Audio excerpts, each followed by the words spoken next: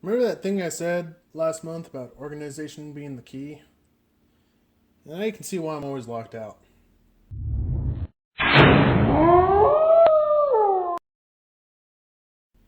Welcome back to Reloading Bench, guys. I'm West, Wolfworks, you know the routine. Again, new subscribers, thank you. Up to 112 last time I checked.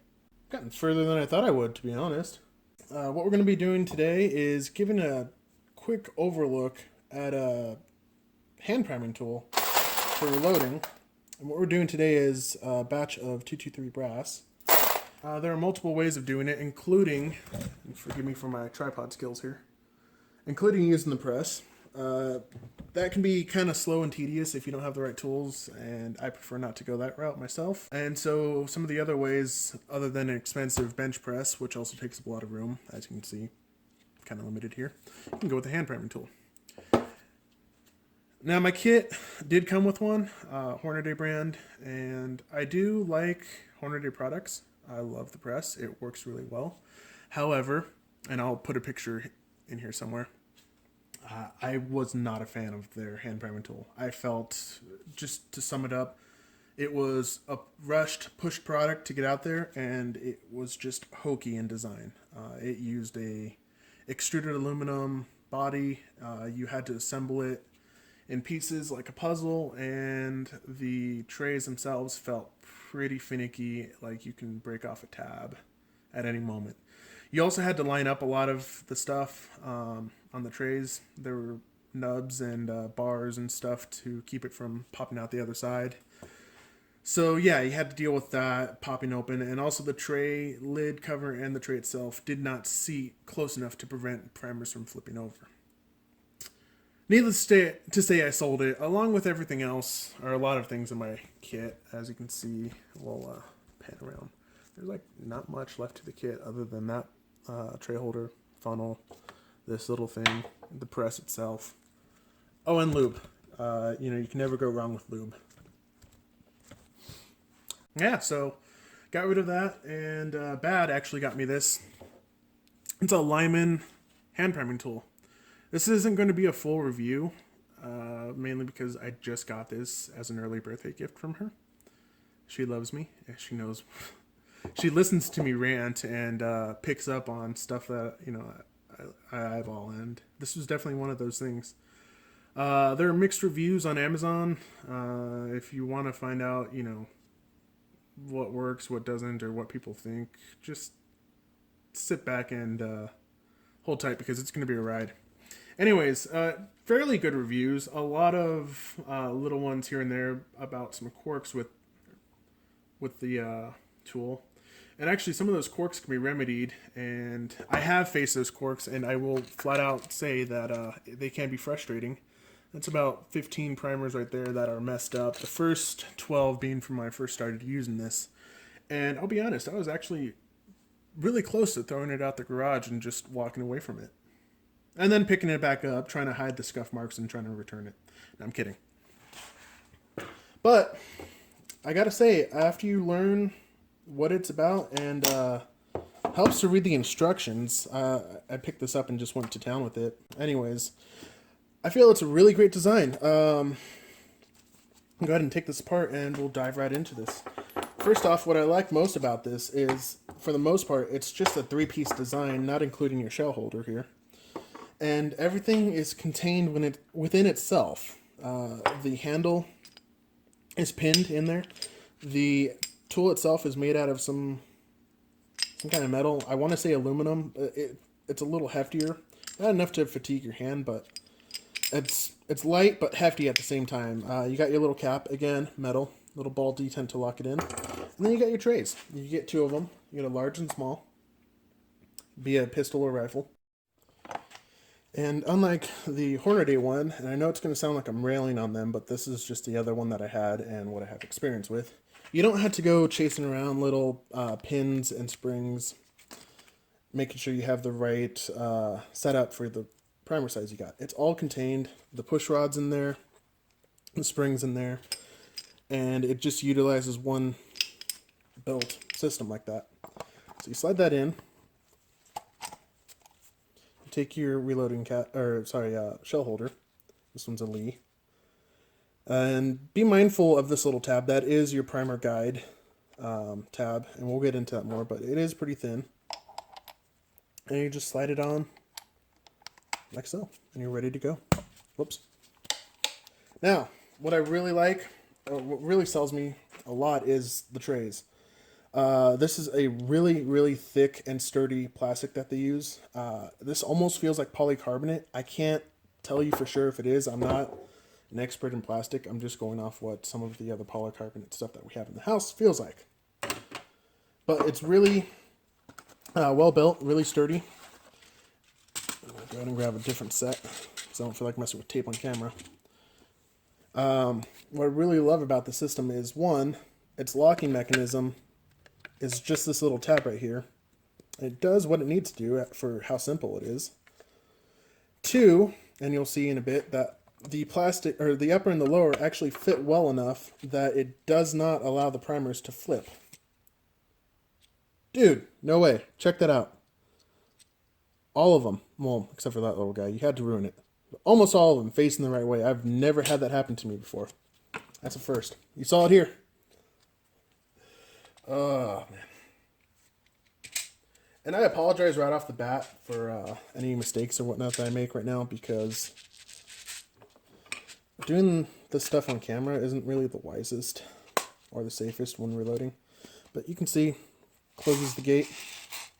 And no matter how many times I shake this, it's all within spec to keep the primers seated the right way. So then I use the system. It does have its quirks. On my old priming tool, I would just sit like this, pop them out, and reload. Another downside is if you're wearing gloves like me, it is a little slick. And I can already hear some guys going, "Oh, you're a wuss for wearing gloves, blah, blah, blah. I've reloaded for 30 years and never had an issue." Yeah, well, you know who else said that? The guy who got lead poisoning from not wearing gloves and not washing his hands and stuff like that. And lead poisoning is a bitch to recover from. I know someone personally who is going through that, and it just takes a lot out on the body, and I don't feel like going that. So say what you want. This is coming from my EMS side too. PPEs, guys. By the end of the day, you'll see all the mess and whatnot on your gloves, and just remember that will somehow get ingested to your body. So we're going to go ahead and start priming. And one of the quirks that you need to be aware of is that you need your priming pockets, especially if you're doing crimped brass. You need them to be perfectly, well, not perfectly, but opened up enough for this tool to work. You do get a lot of leverage from this tool, and it does make for a comfortable session while reloading. I've literally jammed through hundreds of shells, and just, it's nice. It's comfortable. It fits the hand well. But you do got to make sure that the pocket's opened up, or that you can actually crush your primer into it. The Hornady one, I did feel like you can kind of finesse yourself in, but this one, it's just a lot of power. If you force it, you will end up either shearing that primer sideways or partly onto the pocket, or you will end up just flat out crushing it in there, which is no good, because then you just waste the primer and it's kind of a pain to get out. But you'll get a feel for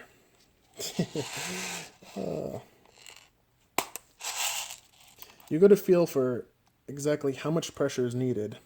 It just takes minimal effort, and exactly when you need to back off. And for the most part, it's real simple. I'm going to turn that so you guys can see it a little. Now, for me, I use RCBS pocket reamer for my prep center. And that's a separate video there. But it does about 98 to 97% of the shells perfectly, to where I don't have to worry. And I say that because I do my batches in 100. And about 2 to 3, I'll have to come back and ream it. And I use this little tool here, or the chamfering tool, because it's about the right angle to shave it off. One downside, you can use this strictly to open up your primer pockets, but the downside is that there's no real viable information out on the web in order to perfectly get the crimp off, so it's all done by feel, and it's a lot of give and take and error and the whole shebang there. It's a learning curve. I could have just said that. So I felt that warrant enough to spend $17 on that reamer. But again, every so often you do get one that does need to be opened up. And so one of the other quirks is you have to reload at an angle like this. That being the little tab there is your guide. And if you reload straight up, you come to a point where there's a gap and you allow that primer, I don't know how well you can see that, but you allow that primer to move freely about the shell case holder and the tray. So leaving it like this, you actually stabilize it or keep it in line enough for it to make the jump into the pocket. And that is where, this one's a little tight. See that a little better. Make sure I got nothing in there. That is where some of the issues that I've read, you see, that's what I'm talking about. If it's too tight, you need to back off and open it up. I'm gonna have to put that on the press and open it, or punch that out. Primer's gone, but the shell's still usable. But that's some of the issues that I've read. One, the pockets are not opened up enough, and this thing does give you a lot of leverage to really mangle that thing. This is actually pretty light compared to some of the other mistakes I've made. And I have made mistakes. It is a learning curve. But if you respect the power, or how much force you have, and you use the right angle, I mean, dude, you can really jam-pack through this. That's a lot. That's all I want to say, for the most part, without being interrupted, but yeah. Whoops. Again, working on camera, you multitask.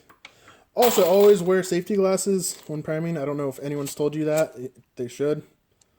And one thing that I've kept in mind is I like to see the primer sit, but something you got to keep in mind, and this is what I was taught in the Fire Academy, is that if you can see a bomb, the bomb can see you. And that means that generally if you can see any part of it, there's a chance, despite how much of a chance there is, that some of it will come back to you. So keep that in mind. Definitely wear safety glasses if you're watching these primers sit.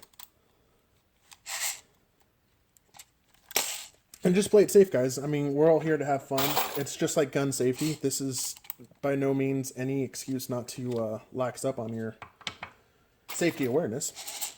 And this will also bring me to another point on here, and that is that anytime you have a bunch of little objects, or even big objects, in a hopper system trying to force their way into a small little opening, you will end up getting a jam unless you have some kind of disruptor in there or you manually move it.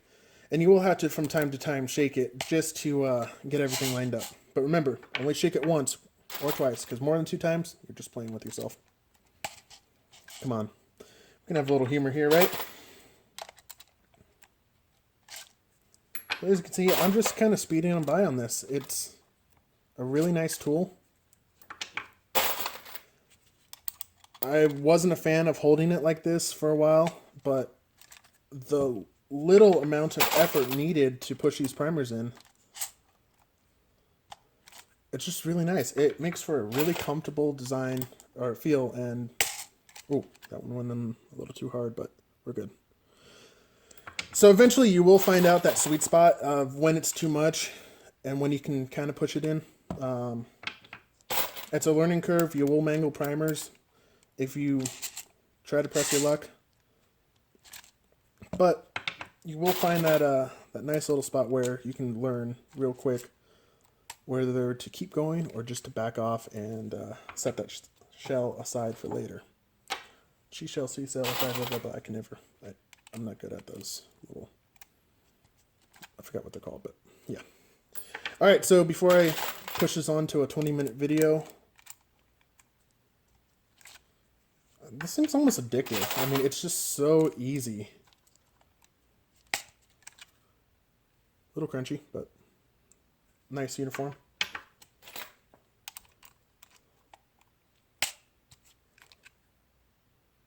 Focus. So, yeah. Alright guys, that's going to be it for this overview.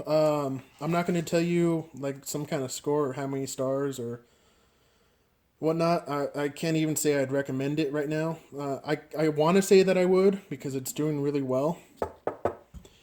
But only time will tell, you know? So I like it. I'm going to continue to use this and not look for any other methods. And yeah. Alright guys. Catch you on the next.